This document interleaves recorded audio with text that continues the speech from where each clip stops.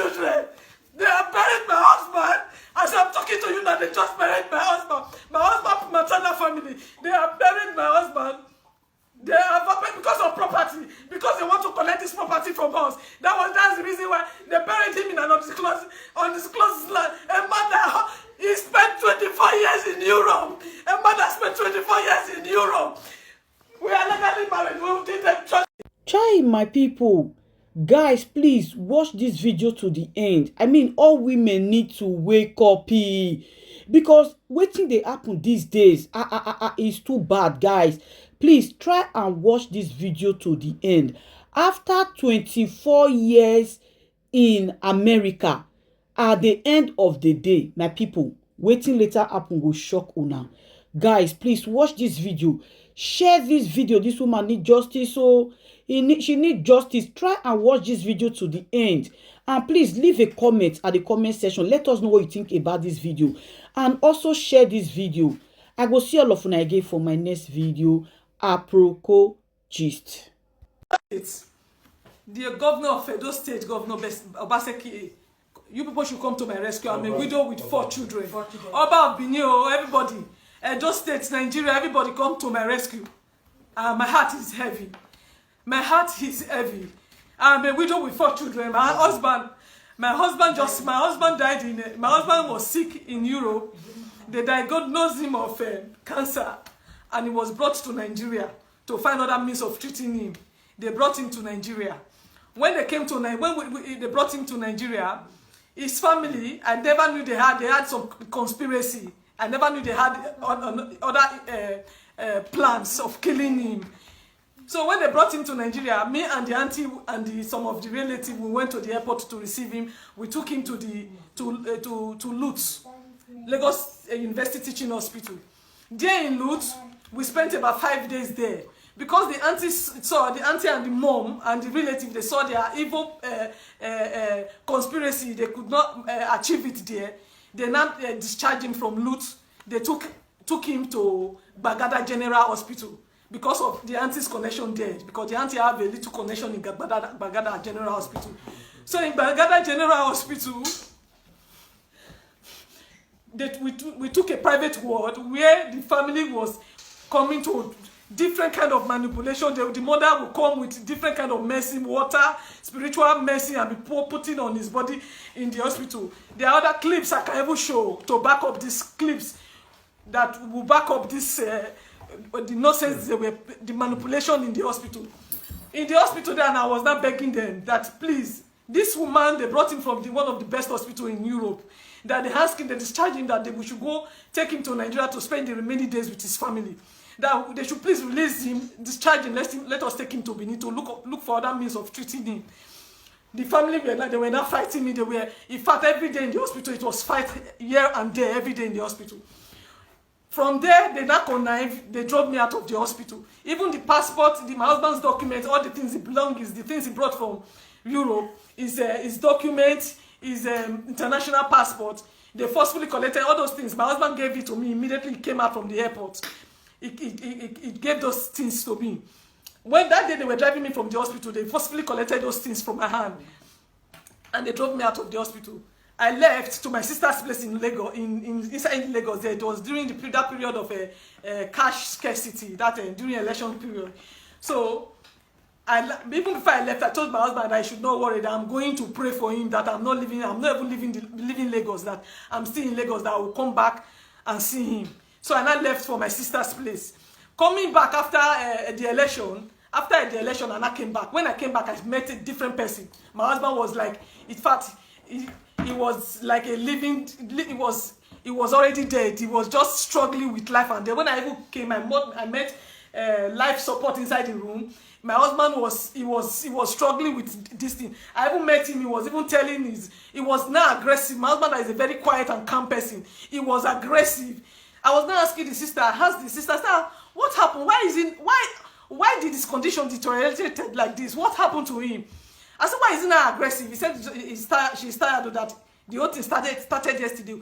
I met my husband, he was screaming, he was asking. The only thing he was even saying, That was what my husband was.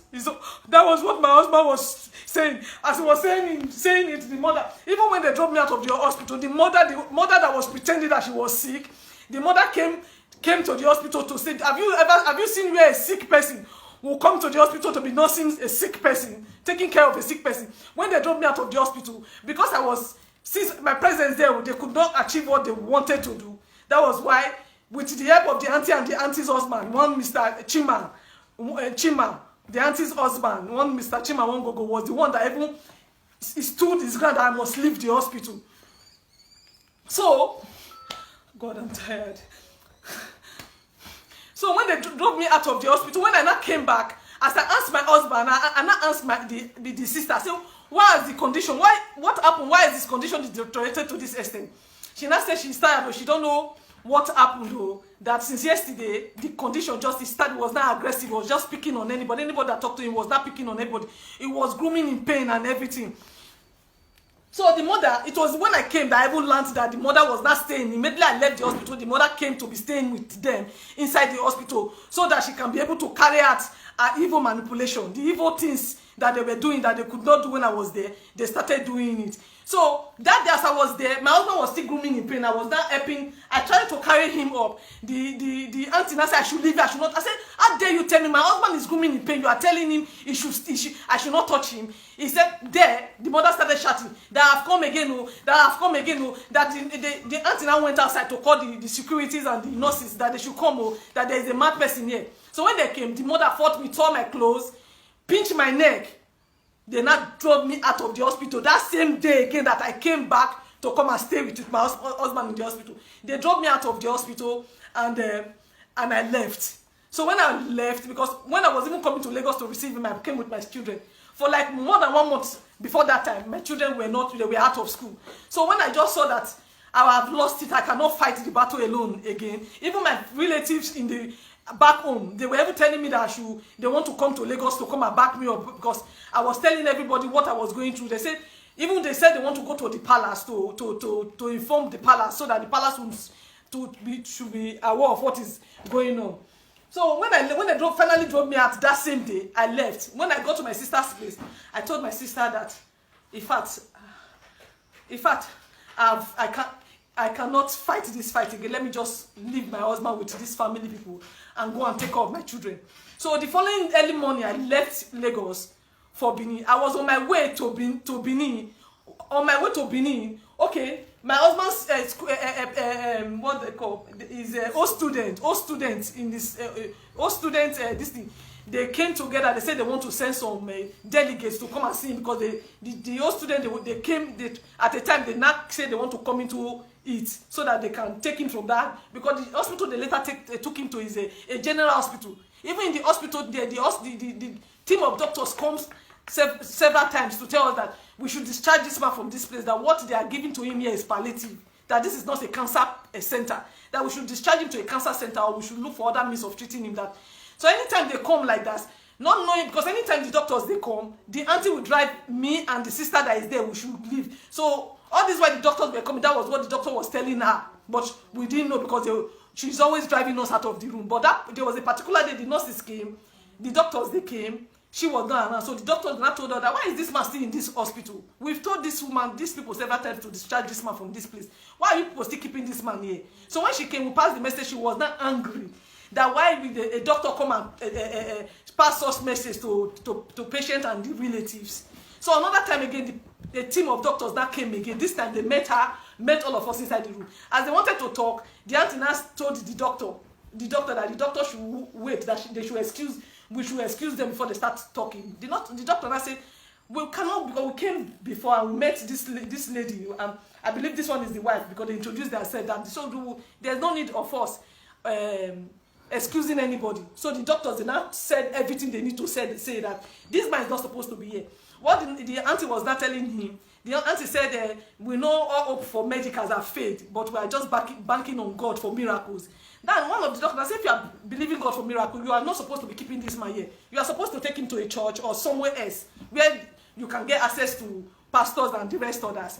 The auntie now said they should not worry that distance is not a barrier for healing. So when the doctors, they finally left, that after talking to us, when they left, I knelt that I was not begging this auntie. I said, please, auntie, please don't let this man die. Please, because of my children, please allow this man, let's discharge this man, take this man back to Benin, so that we can go and look for other means of treating me. That day again, we fought. That was the day, they fought me again. That was the day the auntie's husband that came, Mr. Chima. She not came, the man that came that I must leave the hospital, that I am a negative energy. That was how they drove me out of the hospital. I left. Before I came, the day I said I came, I met him in that bad condition. They fought me again that day I left. Before I came, I was on my way from Lagos to Benin when one of the students, because I was supposed to bring the student to the hospital to come and see him, but because they cannot gather that, because of one thing or the other, when I left, I was on my way when the students now coming that they are at the gate of the hospital, that how can they reach me? And I told them I'm not in the hospital, but I directed them on how to get to the ward where my husband is. That was how they left. I was inside the bus going to Benin. So all the while, the friend where they were coming, another of the friend again, one Mr. Bright, my husband, very good friend, called me again and told me he was at the gate again, that I now told you, I saw some of the students, they have gone to see him, and I directed him to on how to reach my husband. It was this my husband's friend that got to the hospital, that now called me later again, that said there is a bad situation, that he came and he met a bad situation, that when he came, my husband has already passed on. Now my husband has already passed on. This is a man that, oh God, that my husband has passed on. I was on my way from Lagos. In fact, Nigeria, good people have believed. The palace of you people should come to my head. Come and fight this fight for me. Because as I'm thinking now, after 2 weeks of my husband passing, nobody communicated to me. Nobody spoke to me. No member of the family spoke to me. Neither did they speak to my children to tell us my husband has passed on. It was my husband's friend that told me that day that my husband has passed on. Nobody talked to me. After 2 weeks, so they printed a poster that they want to do my husband's burial. My husband, this is my husband's maternal family that are doing this rubbish now. They printed my husband's a poster planning to do my husband's burial. Unknown to me, they've never passed the message that my husband has passed on. They printed a poster that they want to go and bury my husband. It was the message, that information I got that made me, my family, to take a petition to Zone 5. My family, my father, with the help of the uncle, wrote a petition to Zone 5, to anti-vice in Zone 5. So we are 2 weeks after the passing of my husband. My husband passed on the 28th of February. So after this, we are at Zone 5 since. The anti-vice Oga there, he spoke to us and told us that since it's family matter, we should go home and resolve this issue. That was how we came home, and we talked. The paternal family, they said my husband, before this time, his late father, they've not buried him, that we must go and bury the late father before we will talk about his burial. That was how me and my children, me personally, did the burial of me and my children and my husband's half brother. We went to Onwan West, because my husband is from Onwan West, from Aviosi. That was how we went to Aviosi to do my husband's burial on the 17th of we went for the burial, the final burial of my husband's my late husband's father. So after the burial, in the burial, the mother came. They invited the mother. They asked us about his achievement, because they don't know much about my husband, because my husband's mother took him away from the paternal family. He does not know. He took him away from the paternal family. So when we went for the burial, the paternal family, they don't know much about him. So they asked me and the mother in the meeting that we should tell them about my husband's achievement. That was how we told them everything. We told them everything. The mother was lying. In fact, the whole family now saw it, that the woman killed the son because of his properties, because she was just lying and saying rubbish. So the papers in our custody, they asked us to bring it before the burial. The ones in my custody, I submitted it, I took it to the family. The ones they asked the mother to bring, the mother refused to bring it. So they now fixed a date. They said we should come back for that. They said we should fix a date and invite them so that they will come and carry out the burial. We came back, the half brother fixed a date and informed the maternal family. The maternal family said, because the paternal family, they said this is the house he built. This is the house he built. They said this is the only as he has completed, this is where he's going to be buried. The mother now flare up. He said that he said over a dead body, would they allow? Will she allow my husband to be buried in the house? Because she's living in the house. For that reason, my husband say in Benin tradition they don't bury somebody's his own house he built with his money. The mother said he will not be buried in the house. So that was how it was not talking about tradition. That was how we went to the Oba Palace. We went to Oba Palace so that the chiefs there, they can tell us on how to go, whether in Benin tradition, whether if somebody built a house and the person puts his mother in the house, if the person passed on, if the person cannot be buried in the house. That was how we went to the palace. We went to the palace, they served her paper, she didn't come. She refused to come. When the day of the sitting, they now called the chiefs, they now called her. When they called her, she said she ran to the princess of the monarch. She ran to the princess that she was not finished. She went to lie to the princess. I don't know what she went to tell the princess. So the princess stood by her. That was the reason why she did not come and answer the summon in Oba Palace. So after then again, we went to Zone 5 to tell the officer that told us to go and resolve the issue. So we went back to him. The officer was standing there surprised. He said, so we have not buried this man all this while. He now said, okay, what happened? We now told the officer. He now asked us to invite the paternal family and the maternal family. Let him hear from them. So that, so we invited them. They came. They spoke. The mother was still standing her ground. The officer told the mother that it's a taboo in Benin, that in Benin tradition, that a mother is not supposed to be talking about his where they will bury his son. So as far as the paternal family, they've spoken. Anything you will say, even though you take the matter to the palace or to the court, their words stand because they are the one that is going to carry out the burial. Say the only thing we are going to do now is to plead. He says so on behalf of the family. He want to plead that since Mama is saying they want to see my husband's grave outside. He want to plead to the family that they should bury him in one of our rooms so that Mama will not be seeing his grave outside. Mama still stood on it that over a dead body, she will not allow my husband to be buried in the house. Why I came now to cry to the good people of Edo State and the good people of Nigeria that they should come and fight this fight for a widow with 4 children. Widow with 4 children, because I don't know after today now, as I'm talking to you right now, today being what is today's date? Today being 22, my husband, to 23 of August, today being 23 of May. They just buried my husband. I don't know. They went to purchase a land. I don't know where, at Utesi community, where they went to bed. They took, in fact, the matter we went to, we heard about the burial. So we went to the same Zone 5 to report it. They asked us to write petition. We wrote a petition to Zone 5 for them to give us officers to stop the burial. We got to Zone 5 today to pick up the petition. Petition that they've already approved. The officer that went to collect the petition, he came and said they approved the petition. Later, they canceled the petition. They said the mother came and bribed them. That is why they canceled the petition. So they could not give us officers to go and stop the burial. So I'm talking to you that they've laid my husband. They buried my husband in an undisclosed land at Utesi. They buried him without the knowledge of me and my 4 kids. You should come. Without the knowledge of my children.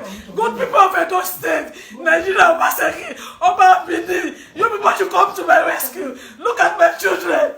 They have buried my husband.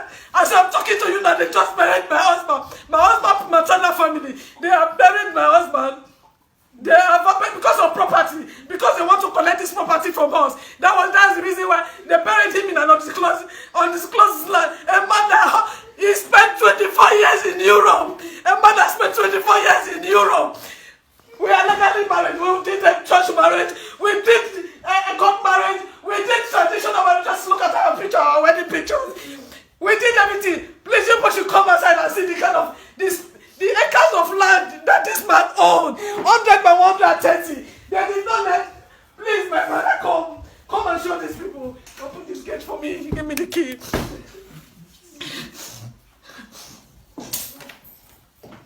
This is my husband's compound. Come and see the plot of land, my husband. They did not bury him here. Look at the compound. 100 by 130 acres of land. Come and see it. You people should come and see. Good people of Edo State, look at my husband's compound. Look at space everywhere. He owned his compound. He owned other this thing. Look at the mother and the family. They went to bury him at Chelsea. I don't know where they acquired it. Look at the car. When he bought it, after building this house, he asked the mother to park him. The mother said if he does not give him mobility, he will not come. That was how my husband bought this car for the mom. This car. Since he bought the car for the mom, he has not come to Nigeria. After buying the car for the mother, he had a problem in Europe that held him in Europe for over 5 years. Coming to Nigeria, and I came with sickness, and they killed him in Lagos. Killing him in Lagos. Now, have you people seen where maternal family buries a man? They bury me with legal. Look at the last picture we took before he left Nigeria. Look at it. The last picture we took together as a family before my husband left Nigeria left Nigeria. Look at my last baby. It was 7 months when my husband left. Come and see the child now. This child is going to 6 years now. The child is 6 years now. This child does not know the father. Nigeria, Edo State. Oh, God, look at this. The baby. Look at the baby now. The baby is a big boy now. The boy he have not seen the daddy.